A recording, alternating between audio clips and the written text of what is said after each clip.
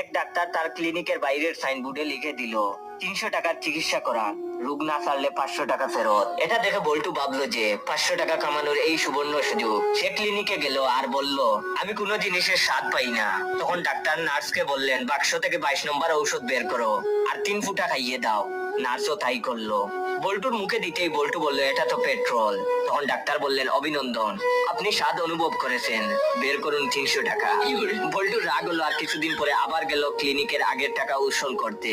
এইবার বল্টু ডাক্তারের কাছে গিয়ে বলল, স্যার আমার স্মৃতিশক্তি কমজোর হয়ে গেছে।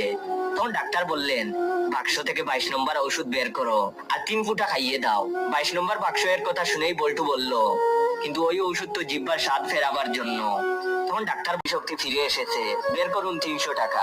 কিছুদিন পর বল্টু আবার ফোন দিয়ে আটলো, যে করেই হোক 500 টাকা উদ্ধার করতেই হবে। এবার সে ক্লিনিকে গিয়ে ডাক্তারকে বলল, আমার দৃষ্টি শক্তি কমে গেছে। তখন ডাক্তার বললেন, এর ওষুধ আমার কাছে নেই।